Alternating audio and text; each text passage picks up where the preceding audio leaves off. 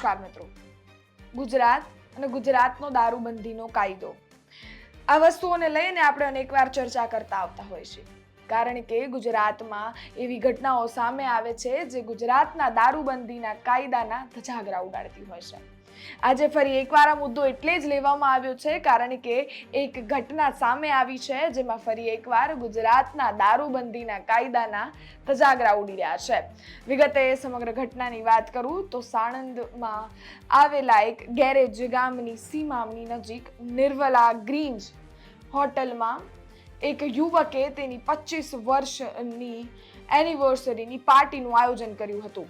જે પાર્ટીના આયોજનમાં અનેક મોટા બિલ્ડરો, અનેક આમંત્રિત મહેમાનો તેમજ ડોક્ટરો અને નામચીન નબીરાઓ બધા જને આમંત્રણ આપવામાં આવ્યું હતું. 25મી એનિવર્સરીની આડમાં ત્યાં દારૂ, પાર્ટી અને હુક્કાઓના ધુવાડા ફૂંકાઈ રહ્યા હતા. આ હોટલમાં જ્યારે સાણંદ પોલીસ પહોંચે છે ત્યારે જોવા જઈએ તો કોઈ જ પણ સેલિબ્રેશન થતું હોય ત્યારે કેક છે, નોર્મલ જમવાનું છે, ફૂડ છે, આ બધી વસ્તુઓ તો હોય જ. પરંતુ જ્યારે સાણંદ પોલીસ પહોંચી ત્યારે ટેબલ પર કેક નહીં, વિદેશી દારૂઓ અને હુક્કાના ધુવાડા ફૂંકાઈ રહ્યા હતા. સાણંદ પોલીસે તરત જ એક્શન લીધા, બધાની ત્યાંથી અટકાયત કરી છે અને મુદ્દા માલ છે તે પણ ઝડપી પાડ્યો છે. તેમજ લાઇનબંધ જે લક્ઝરિયસ કારો બહાર પડી હતી એને પણ કબજે કરી લેવામાં આવી છે. તમે દ્રશ્યો તે જોઈ શકો છો, જે નબીરાઓ છે તેને તેથી પકડી પાડવામાં આવ્યા છે. તે દારૂ છે તેનો મુદ્દા માલ છે તે પણ ત્યાંથી ઝડપી પાડવામાં આવ્યો છે. લાઇનબંધ જેટલી પણ લક્ઝરિયસ કાર હતી બધી જ એને પણ કબજે કરી લેવામાં આવી છે. તેમજ કહેવાય કે 81 જેટલા યુવકોને ત્યાંથી ધરપકડ કરી લેવામાં આવી છે. સીધી વાત છે. અને બધા જ જેટલા પણ યુવકો છે તેની ધરપકડ કરી લેવામાં આવી હતી. તે નામચીન બિલ્ડરો, મોટા ડોક્ટરો અને નબીરાઓ હતી. જે રીતે વાત કરવામાં આવે તો બધાને સાણંદ પોલીસ સ્ટેશન લઈ જવામાં આવ્યા, પૂછપરછ કરવામાં આવી અને તેમજ મેડિકલ રિપોર્ટ પણ કરાવવામાં આવ્યા. મેડિકલ રિપોર્ટ આવશે તેમનો ત્યારે ખબર પડશે કે એ લોકો કેટલા નશામાં હતા, એ લોકોએ કેટલું નશો કર્યો હતો, કે ડ્રગ્સ લીધા હતા કે નહોતા લીધા. એ બધી જ વસ્તુઓ મેડિકલ રિપોર્ટ આવશે ત્યારે ખબર પડશે.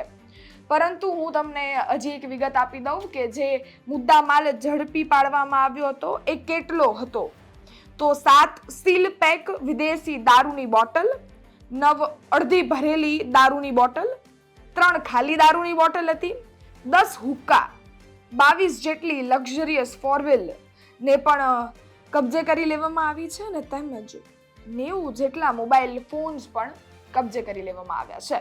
બધા જને સાણંદ પોલીસ સ્ટેશન લઈ જવામાં આવ્યા છે.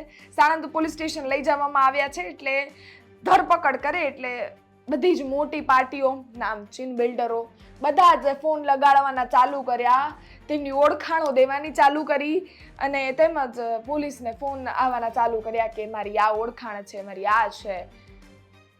સીધી વાત છે કે કોઈ કેસ ના દાખલ થાય એટલે તેમની ઓળખાણ લઈ અને ઓળખાણનો ઉપયોગ કરવામાં આવી રહ્યો. પરંતુ સાણંદ પોલીસ સ્ટેશને કોઈનું નથી સાંભળ્યું, કોઈ જના ઓળખાણોને ધ્યાનમાં નથી રાખી અને તેમજ કાર્યવાહી છે તે ચાલુ કરવામાં આવી છે. હવે જોવું રહી પરંતુ આમાં એક સવાલ હજી, વિદેશી દારૂ ને હુક્કો, ગુજરાતમાં તો દારૂબંધી છે તો ગુજરાતમાં દારૂ આવ્યું ક્યાંથી એ પણ એક સવાલ છે, કારણ કે વિદેશી દારૂની બોટલો. હવે જોવું રહ્યું કે પોલીસ ખાલી ને ખાલી જે દારૂ પીવે છે એની ઉપર કાર્યવાહી કરે છે કે જે બુટલેગરો દારૂ લઈને આવે છે એની ઉપર પણ કાર્યવાહી થાય છે. ગુજરાતમાં તો દારૂબંધી છે એટલે વિદેશી દારૂ બહારથી આવ્યો હશે તો કોણ લાવ્યું, એ બુટલેગરો કોણ, એની ઉપર પણ તપાસ થાય છે કે કેમ એ જોવું રહ્યું. હવે આ મેડિકલ રિપોર્ટ આવે ત્યારે આગળની નામો પણ ખુલશે કે કોણે કયા નામચીન નામો આ પાર્ટીમાં જોડાયેલા હતા. સમગ્ર વિષયને લઈ અને આપનું શું માનવું છે તે કોમેન્ટ્સ કરી ચોક્કસથી જણાવજો. જો આ માહિતી પસંદ આવી હોય તો લાઇક, શેર અને અમારી ચેનલને સબસ્ક્રાઇબ કરવાનું ભૂલશો નહીં. જો તમે ફેસબુક અને ઇન્સ્ટાગ્રામ પર જોતા હો તો ફોલો કરવાનું ભૂલશો નહીં. ધન્યવાદ.